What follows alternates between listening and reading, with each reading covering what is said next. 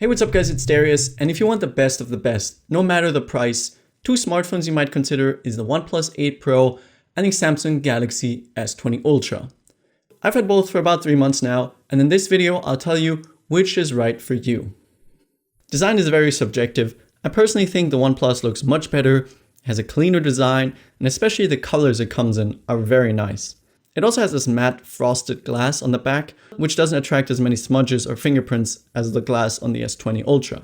The massive camera module on the Samsung doesn't look very good in my opinion, and I personally think the regular Galaxy S20 looks much better. Now both are huge smartphones, two-handed devices for sure. In hand they're both quite comfortable, the OnePlus a little more so because of the rounded corners. The S20 Ultra is bigger and heavier, in particular actually top heavy, which doesn't make it super ergonomic. Now both cameras do stick out, which means they do rock on a table, which is quite annoying, but even more so on the Samsung because it's located on the side and not in the center, but a case will fix that.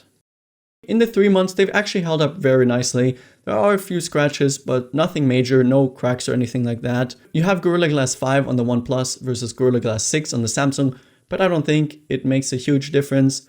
They're both fairly durable and will last you a long time. They both also have an IP68 water and dust resistance, which is always nice to have. Something really weird with my S20 Ultra is that it rattles. I have no idea why, but at this price, it really shouldn't. In terms of the internals, they both have 5G, support dual SIM, which even doubles as a microSD card slot on the S20. The base configuration on both of them comes with 128 gigs of storage, which should be fine for most people, but you can double that on the OnePlus and even go up to 512 gigabytes of internal storage on the Samsung.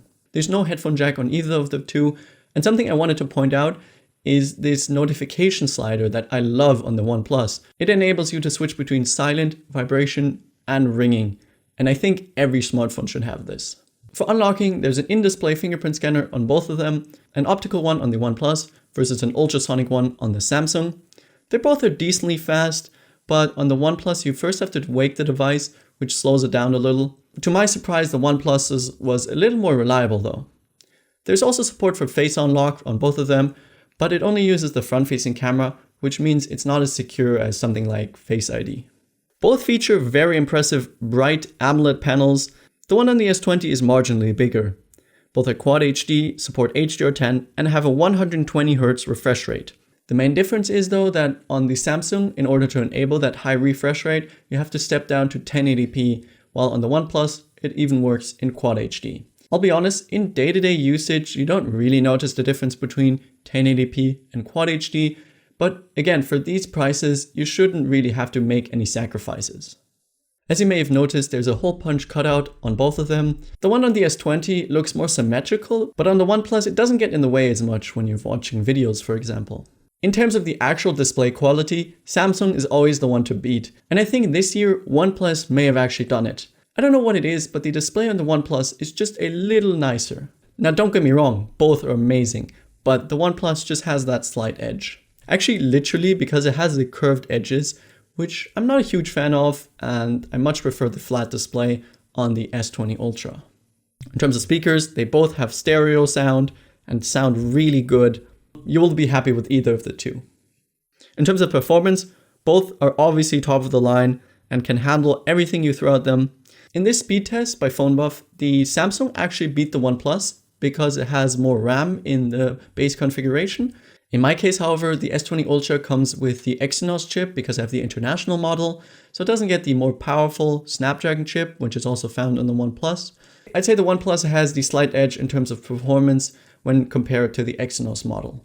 Moving on to the software, OnePlus has a very clean UI with minimal additions, and it's also very customizable. Samsung's One UI is a lot cleaner as well compared to previous versions. That said, it's still not quite as clean as Oxygen OS. There are a few pre-installed apps like Facebook that cannot be uninstalled, which I'm really not a fan of. It does have quite a bit more features, and a lot of the elements are located more towards the bottom part of the display, which makes them a little easier to reach. In terms of software updates, they both have received quite a few.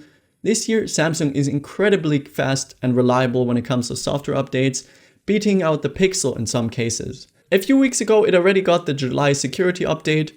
definitely a good job by Samsung. Make sure you keep it up. The updates mainly focused on fixing a few issues, most notably the autofocus issues that occurred when taking a close-up image of something, but well, that has been fixed now. OnePlus also did a good job in terms of updates, although it is a little behind Samsung. Its updates were mainly focused on addressing user issues like display problems, although there are still a few reported Wi-Fi connectivity issues, which definitely still have to be addressed with an update. But personally, my device was not affected by this. Overall, it looks like they're about tied. OnePlus may actually be a little ahead, but as you can probably tell by the massive camera module on the S20 Ultra, the focus with this device, pun definitely intended, is definitely the camera. OnePlus has definitely improved in the camera department, but it has to at this price point. Back in the day, OnePlus's strategy was to make flagship killers, where you got a great smartphone, almost as good as a flagship, but by cutting some corners, they were able to offer it at a much lower price. OnePlus 8 Pro, however, is not cheap. It starts at $900. And the camera is usually the first place to save costs. That is not the case with the OnePlus 8 Pro though. You get a great camera, just not as good as the Samsungs. In terms of the main sensor, you get a 108 megapixel one on the Samsung and a 48 megapixel one on the OnePlus. Both perform really well. The OnePlus tends to take brighter and warmer images, although the images on the Samsung have more contrast and detail thanks to its massive sensor. The ultra-wide performs better on the OnePlus, however the telephotos don't even play in the same league. I mean, look at this crazy range on the Samsung. They're so proud of this, they even printed 100x on the camera itself. I'll be honest, 100x is really not usable, but 10x is surprisingly good, and 30x is usable in good lighting. You can usually tell what you're looking at, but it's not going to be a high quality image. The OnePlus's telephoto only goes up to 3x, and it's not bad, but it's not very good either. Lastly, battery life. To my surprise, the OnePlus actually had much better battery despite having a lower capacity battery and running at a higher resolution. Now don't get me wrong, they both have good battery life. The OnePlus just lasts longer. This could again be because I have the Exynos model of the Samsung, so the Snapdragon may last longer, but I can't really comment on that. In terms of charging, they both support incredibly fast charging. It is amazing. I don't have to charge overnight. I can just plug it in the morning for like half an hour or so, and it'll be good to go for the rest of the day. It goes up to 45 watts on the Samsung versus 30 watts on the OnePlus, although Samsung's fast charger is sold separately, which I guess it really shouldn't at this price point. For wireless charging, you get 15 watts on the Samsung versus 30 watts on the OnePlus, which is crazy. And it works with this charger by OnePlus sold separately. It's a little thick, but it works really well. Reverse charging is also present on both of them. You get 3 watts on the OnePlus and 9 watts on the Samsung, but as you can tell, both aren't particularly fast. These two are really one of the best smartphones out there. You don't have to make many compromises when going with either of the two. They don't lack in any major aspect. But both are also really expensive. The S20 Ultra will actually run you around $300 more than the already very expensive OnePlus 8 Pro. For that extra cash, you mainly get a better, more versatile camera. If that's worth it, you have to decide for yourself. Personally, I definitely go with the OnePlus 8 Pro. I was really surprised with how much I liked it. In my opinion, it beats the Samsung in most aspects, except for the camera and software updates. That said, I only got to test out the Exynos model of the S20 Ultra, so if you want to pick one up, make sure to get the better Snapdragon model if you can. For the most up-to-date prices and the best deals, make sure to check the link in the description below. Thank you guys for watching. I really hope you enjoyed the video. If you did, make sure to smash the like button. Make sure to click here to subscribe and hit the notification bell because I will be making videos on the brand new OnePlus Nord very soon. If you want to check out other videos of mine, make sure to click over here. And I'll see you guys in the next one. Bye.